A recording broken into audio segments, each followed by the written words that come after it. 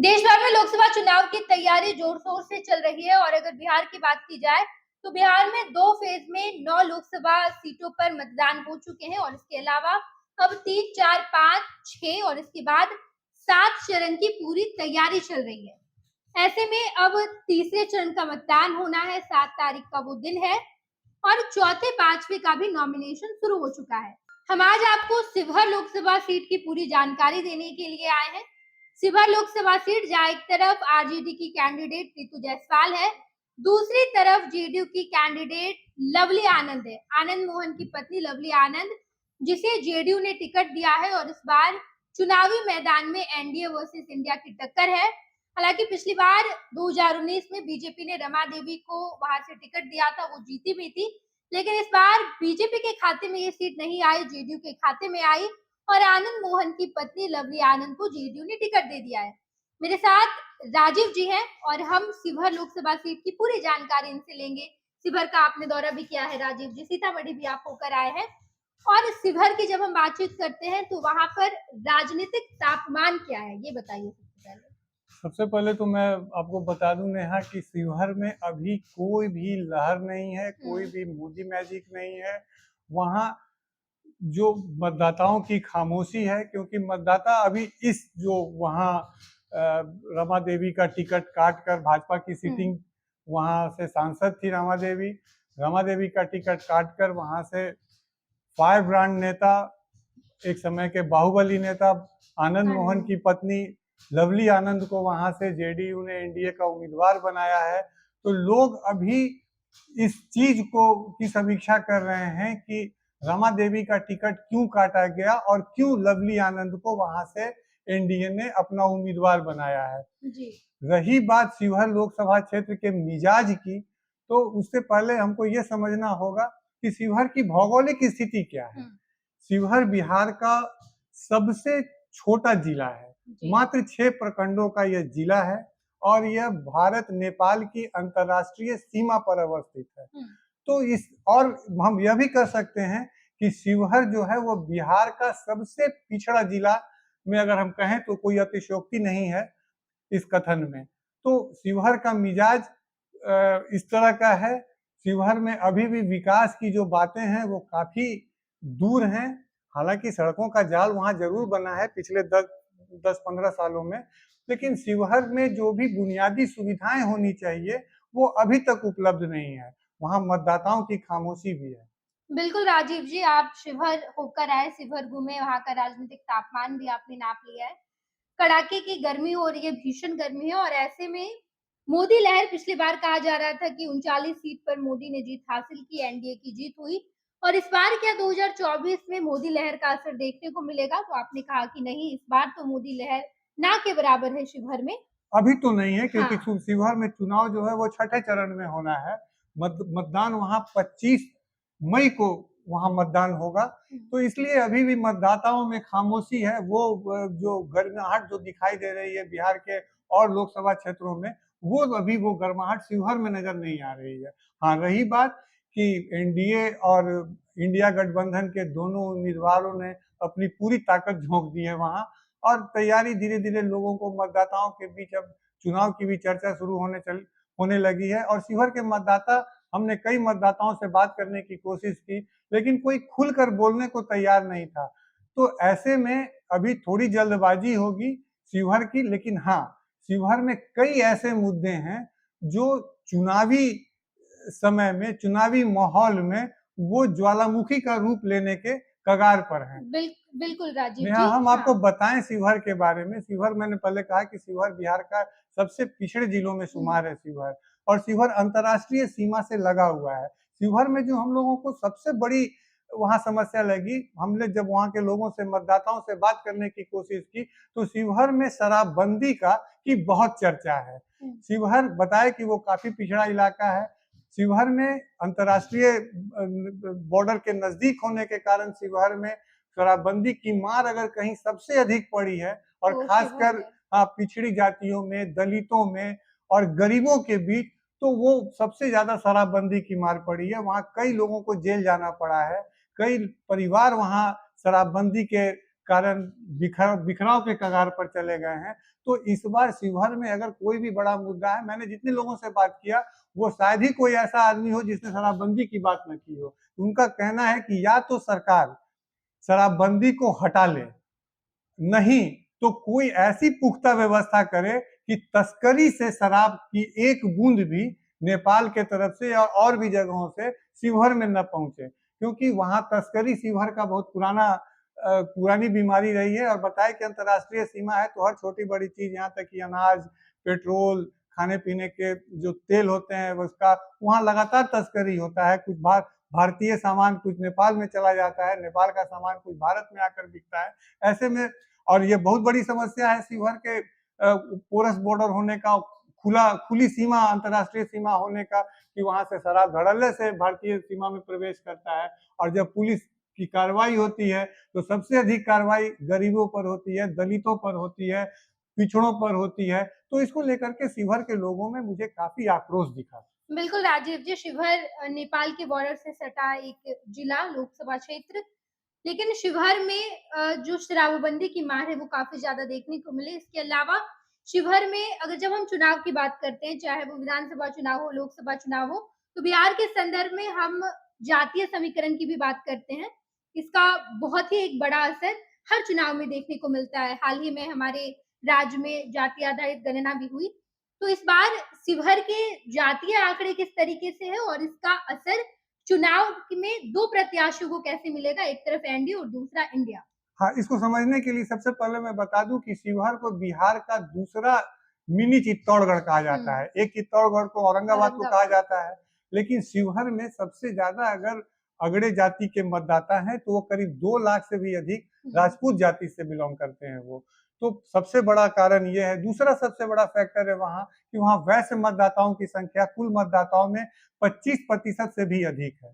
शिवहर का अगर कि हम राजनीतिक मिजाज और राजनीतिक समीकरण की अगर चर्चा करें, खासकर जातीय गोलबंदी को लेकर के, तो शिवहर में वैश्य मतदाता हमेशा डिसाइडिंग फैक्टर रहे हैं वहां पर, कि वैश्य मतदाताओं का जिसको वोट मिला है उसका पलड़ा हमेशा भारी है।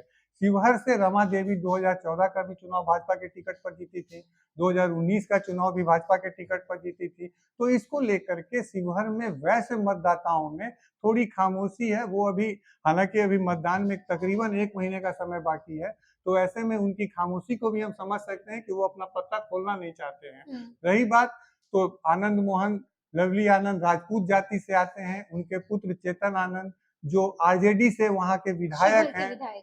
तो और उन्होंने हाल के दिनों में ही, पिछले दिनों उन्होंने विधानसभा सत्र के दौरान उन्होंने पाला बदल के जेडीयू का दामन थामा है। हालांकि तकनीकी रूप से अभी भी वो जदयू के विधायक नहीं कहे जा सकते हैं। तो ऐसे में वहां का जातीय समीकरण बिल्कुल स्पष्ट है कि जहां वैश्य मतदाता अगर एकजुट होते हैं तो आरजेडी कैंडिडेट रितु जायसवाल को इसका सीधा लाभ मिल सकता है। मैं बता दूं कि रमा देवी भी वैश्य समाज से आती थी, उनके पति ब्रिज बिहारी भी वहां उनका काफी रुतबा रहा है। हालांकि उनकी हत्या के बाद उनका पूरी राजनीतिक विरासत रमा देवी ही संभाल रही थी। तो ऐसे में शिवहर का जो राजनीतिक मिजाज है वो किसी से छुपा नहीं है, उसको आसानी से एनालिसिस किया जा सकता है कि वैश्य मतदाता और राजपूत मतदाता। तो ऐसे में लवली आनंद को राजपूत समाज के साथ साथ वैश्यों का भी समर्थन मिलना जरूरी है। लेकिन चूंकि वहां से रितु जायसवाल कैंडिडेट हैं जो खुद वैश्य समाज से आती हैं, तो ऐसे में वहां का मुकाबला जो है वो काफी दिलचस्प होने वाला है। और अभी वहां पर स्टार कैंपेनर का इंतजार है कि प्रधानमंत्री की वहां सभा होगी, वहां राजनाथ सिंह, रक्षा मंत्री राजनाथ सिंह की सभा होगी, वहां गृह मंत्री अमित शाह की सभा होगी। तो इन सभाओं पर बहुत सारा चीज डिपेंड करता है कि ये लोग राजपूत समुदाय को और वैश्य समुदाय को, यहाँ यह भी स्पष्ट करना होगा नेहा कि हमारे प्रधानमंत्री नरेंद्र मोदी और अमित शाह दोनों वैश्य समाज से आते हैं। तो ये वहां कितना प्रभाव डालेंगे ये आने वाला समय बताएगा। बिल्कुल राजीव जी, शिवहर का चुनाव बेहद ही ज्यादा दिलचस्प। एक तरफ रमा देवी का अगर टिकट कटता है, इससे अगर वैश्य समाज नाराज तो जरूर नजर आया होगा, लेकिन रितु जायसवाल इस फ्रेम में है तो जेडीयू का पलड़ा कहीं ना कहीं नीचे दिखाई दे रहा है। मौजूदा समीकरण की बात की हाँ, जाए जो तो। वहां पर एनडीए के सामने और भी कई चुनौतियां हैं। हम बताएं कि अभी जो पाला बदल हुआ है चेतन आनंद का पिछले विधानसभा सत्र के दौरान, तो ये पाला बदल भी जो हुआ है उससे भी लोग काफी कंफ्यूजन में हैं वहां पर, क्योंकि आनंद मोहन, लवली आनंद और चेतन आनंद ये कभी वहां आरजेडी के तरफ थे। आज मैंने तो आपने बताया अभी कि शिवहर से वहां के स्थानीय विधायक हैं चेतन आनंद, तो इसको लेकर के भी काफी वहां कहिए कि उहापोह की स्थिति है मतदाताओं में। दूसरी बात है कि वहां एनडीए के घटक दलों के बीच जो कोऑर्डिनेशन दिखना चाहिए था वहां वो एकदम नहीं नजर आ रहा है। हम जब आनंद मोहन, लवली आनंद के चुनाव कार्यालय में गए तो हमको एक भी ऐसा आदमी नहीं मिला जो आनंद मोहन और लवली आनंद या चेतन आनंद के समर्थक के अलावा वो किसी भी पार्टी से जुड़ा हो। यहाँ तक कि जदयू के जो वहां सब कार्यकर्ता हैं, स्थानीय नेता हैं, वो भी कहीं नहीं नजर आ रहे थे उसमें। भाजपा की तो बात ही दूर है अभी, तो क्योंकि अभी रमा देवी का टिकट कटने के बाद भाजपा के कार्यकर्ता भी उहापोह की स्थिति में है कि उनका समर्थन खुलकर कब आता है आनंद मोहन और लवली आनंद के साथ। तो ये कुल मिलाकर के शिवहर की जो अभी राजनीतिक स्थिति है या चुनावी स्थिति है वो बड़ा उहापोह की स्थिति है। वो हमको लगता है कि जैसे जैसे चुनाव का दिन और नजदीक आएगा वहां कैंपेनिंग का में और भाजपा या जदयू या फिर कहें इंडिया गठबंधन के भी लोग जैसे अपनी ताकत झोंकेंगे, उसके बाद वो चीज सब कुछ स्पष्ट होने लगेगा। रही बात शिवहर का, तो शिवहर इतना छोटा जिला है, मैंने कहा 5-6 प्रखंडों का ही वो जिला है, तो शिवहर का कुछ लोकसभा क्षेत्र का कुछ भौगोलिक स्थिति भी ऐसी है कि वहां मात्र शिवहर एक विधानसभा है उस जिले में।